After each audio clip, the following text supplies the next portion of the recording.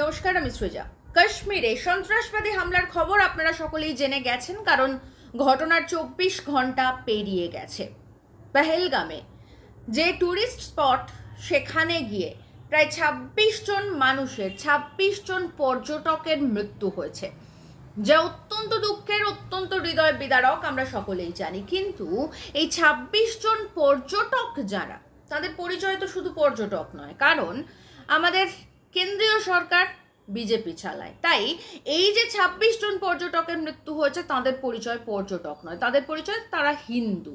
তো যাই হোক, তো এরকম একটা হিন্দু গণহত্যা হয়েছে কাশ্মীরে, পেহেলগামে, ট্যুরিস্ট স্পটে।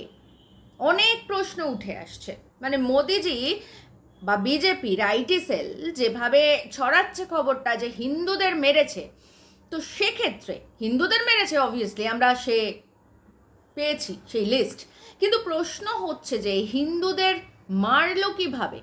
কারণ যেভাবে ব্যাপারটাকে ছড়িয়ে দেওয়া হচ্ছে, সেটা হচ্ছে সন্ত্রাসবাদীরা এসেছিল, সন্ত্রাসবাদীরা এসে তারা পর্যটকদেরকে নাম, অ্যাড্রেস, আধার, প্যান, এগুলো সব জানতে চেয়েছে।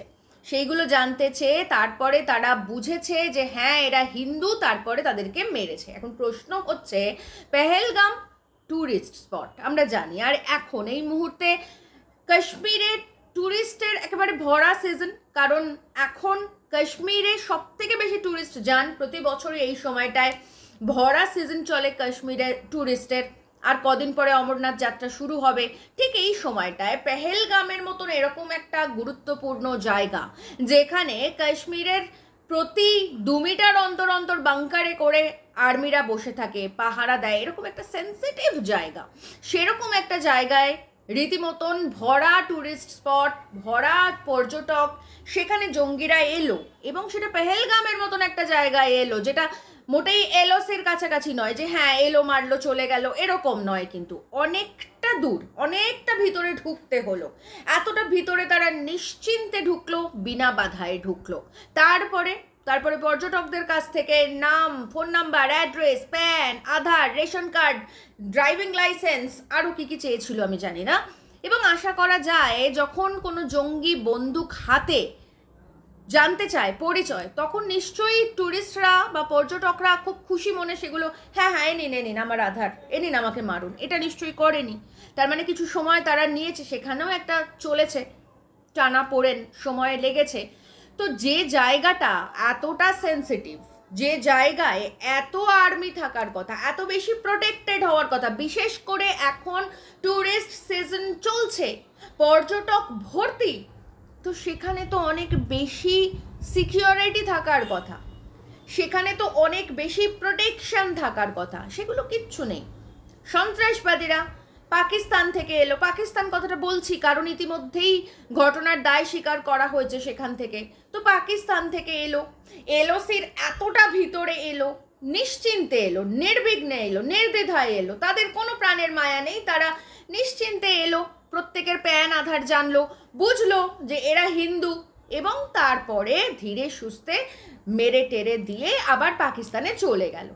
তারপর ইন্ডিয়ান আর্মি এলো, এবং এই ঘটনাটা ঘটার 24 ঘন্টার মধ্যে কারা মেরেছে তাদের ছবি সমস্ত কিছু গদি মিডিয়ার কাছে পৌঁছে গেল, এবং সমস্ত কিছু জানা গেল থ্রু ইন্টেলিজেন্স। শুধু জানা গেল না, যখন এই ঘটনাটা ঘটেছে, এবং শুধু এই ঘটনাটা ঘটেছে এরকম নয়, গুলি করে ফায়ারিং হয়েছে, 26টা মানুষকে ফায়ারিং করতে 70 রাউন্ড গুলি চালানো হয়েছে। সেই 70 রাউন্ড গুলির যে শব্দ, কাশ্মীরের মতন ওরকম একটা ফাঁকা পাহাড়ি এলাকা, সেই শব্দ বহুদূর পর্যন্ত যাওয়ার কথা, কেউ জানতে পারলো না, কোনো আর্মি জানতে পারলো না, কোনো সিকিউরিটি ফোর্স জানতে পারলো না, কোনো আর্ম ফোর্স কিচ্ছু জানতে পারলো না। সবাই সব কাণ্ড ঘটিয়ে সন্ত্রাসবাদীরা সমস্ত কিছু কাজ করে ফিরে গেল নিজের দেশে, নির্বিঘ্নে ফিরে গেল। তারপর তারা সবাই জানতে পারলো। ব্যাপারটা কেমন একটা শুনেই একটা কেমন অদ্ভুত লাগছে না? আমি বিশ্বাস করতে চাই না এরকম কিছু ঘটেছে, কিন্তু পরিস্থিতি বাধ্য করছে এরকম একটা ভাবনা ভাবাতে। তার কারণ এটার উদাহরণ রয়েছে। কারণ 2019-এ এ দেশে পুলওয়ামার মতন ঘটনা ঘটেছে, সেখানেও ঠিক একই রকম হঠাৎ করে একটা বিস্ফোরক বোঝাই গাড়ি চলে এসেছিল এই আর্মিদের যে কনভয় সেটার সামনে, বিনা বাধায়। কোনো ইন্টেলিজেন্সের তরফ থেকে কোনো খবর ছিল না, কোনো সিকিউরিটি ফোর্স তাকে আটকায়নি, বিনা বাধায় নির্দ্বিধায় চলে এসেছিল এই আর্মিদের কনভয়ের সামনে, সেনাবাহিনীর কনভয়ের সামনে, এবং সেনাবাহিনীদের মেরে টেরে দিয়ে তারপর থেকে কি ঘটেছে তা কিছু জানতে পারা যায়নি। হ্যাঁ, ছোটোখাটো টুকটাক খবর মাঝে মধ্যে আমরা পেয়েছি, যেমন যে বিস্ফোরক বোঝাই গাড়ি এসেছিল সেটাতে গুজরাটের নাম্বার প্লেট পাওয়া গিয়েছিল। সেই সময়কার জম্মুর গভর্নর সতপাল সিং তিনি কিছু স্টেটমেন্ট দিয়েছিলেন, তারপর থেকে তিনি গায়েব, তাঁকে আর খুঁজে পাওয়া যায়নি। কিন্তু 6 বছর হয়ে গেছে পুলওয়ামায় যাঁদের মৃত্যু হয়েছিল, এখনো পর্যন্ত তাঁদের পরিবারের মানুষজন প্রহর গুনছেন যে সুবিচার পাওয়া যাবে, কারা এই ঘটনা ঘটিয়েছে তার তথ্য সামনে আসবে এবং বিচার হবে, অপরাধীরা শাস্তি পাবে। এখনো পর্যন্ত তাঁরা প্রতিটা দিন গোনেন, কিন্তু আমরা কেউ জানতে পারলাম না সেই পুলওয়ামার ঘটনা কারা ঘটিয়েছে, কেন ঘটিয়েছে, কিভাবে ঘটিয়েছে। আর তারপরেই পুলওয়ামার মতন এত বড় ঘটনা ঘটার পরেই 370 উঠিয়ে দেওয়া হলো, কারণ 370 উঠে গেলেই নাকি টেরর খতম হয়ে যাবে। অন্তত পক্ষে মোদিজি তো তাই বলেছিলেন আমাদেরকে। কাশ্মীরকে, জম্মু কাশ্মীরকে টুকরো টুকরো করে ফেলা হয়ে গেল, লাদাখকে কেন্দ্রশাসিত অঞ্চল করে দেওয়া হয়ে গেল, সমস্ত কিছু হলো, কিন্তু টেরর তো খতম হয়নি মোদিজি। তাহলে প্রত্যেকবার একটা করে ঘটনা ঘটবে আর আপনি বলবেন যে ঘর মে ঘুসকে মারেঙ্গে। আর কবে?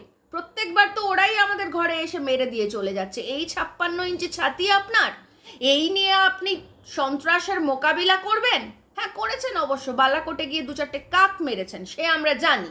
কিন্তু তারপর প্রত্যেকবার সন্ত্রাসবাদীরা আসবে, সন্ত্রাসবাদীরা আমার দেশের মানুষকে মারবে, তারা বিচার পাবে না, তাদের চোখের জল শুকোবে না, আর আপনি বড় বড় ভাষণ দেবেন যে ঘর মে ঘুসকে মারেঙ্গে। তারপর আপনি চলে যাবেন পাকিস্তানে, তারপর আপনি চলে যাবেন সৌদি আরবে, তারপর আপনি গলা জড়াজড়ি করবেন ওদেরই সঙ্গে, আর এখানে কিছু উন্মত্ত মানুষকে খেপিয়ে তুলবেন মুসলিমদের বিরুদ্ধে। সত্যি কি এটাই কি দেশ শাসন চলছে? এভাবেই কি দেশ শাসন হয়? এটাই কি সুশাসন? আপনারা ভাবুন, আপনারা চিন্তা করুন যে কোন শাসকের হাতে দেশকে দিয়েছেন, এবং এভাবে কি সত্যি দেশটা চালানো সম্ভব? এভাবে ধর্মের ভিত্তিতে কি আমাদের দেশ চলার কথা? একটু ভাবুন, একটু চিন্তা করুন। আর মোদিজিকে অনুরোধ জানাবো, শুধু মোদিজিকে না, অবশ্যই আমাদের স্বরাষ্ট্রমন্ত্রী অমিত শাহ, তাঁকে অনুরোধ জানাবো যে এখনো পর্যন্ত পুলওয়ামার কথা আমরা জানতে পারিনি ঠিক কি ঘটেছিল, কেন ঘটেছিল, কারা ঘটিয়েছিল। শুধু এটুকু জানি যে হ্যাঁ, 2019-এ ভোট ছিল, লোকসভা নির্বাচন ছিল, আর এখন ওয়াকফ বিল, অ্যামেন্ডমেন্ট বিল পাস হয়েছিল, সেই নিয়ে দেশ জুড়ে একটা আন্দোলন চলছিল। এবং তারপরে সামনে বিহার ভোট টোট তো রয়েছে, মোটামুটি 6টা রাজ্যে ভোট রয়েছে আগামী বছরের মধ্যে, 26-এর মধ্যে। যাই হোক, এইসব আমি ভাবতে চাই না, এইসব সমীকরণ, রাজনৈতিক সমীকরণ মোটেই ভাবতে চাই না, কিন্তু আপনারা বাধ্য করছেন ভাবতে। আর এই যে ভাবনা আমার মাথায় এবং আমার মতন অজস্র মানুষের মাথায় এসছে, এই ভাবনা যদি দূর করতে চান তাহলে অবিলম্বে পুলওয়ামা এবং এই পেহেলগাম, এই দুটো ঘটনার অবিলম্বে বিচার করুন এবং আমাদের জানান। আমরা জানতে চাই, ভারতবাসী হিসেবে আমাদের অধিকার এটা জানার, যে এত যে বাজেটে, স্বরাষ্ট্রের খাতে, হ্যাঁ, নিরাপত্তা খাতে যে টাকা খরচ হচ্ছে, সেই টাকাগুলো আসলে কি কারণে খরচ করছি আমরা, কেন ট্যাক্স দিচ্ছি আমরা ভারতবাসী হিসেবে, আমরা সেটা জানতে চাই। এবং অবশ্যই পুলওয়ামা এবং এই যে ঘটনা ঘটেছে, এই দুটো ঘটনারই সঠিক বিচার চাই, এবং সেই বিচার নিশ্চয়ই আপনি দেবেন আমাদেরকে, এই আশা রাখি।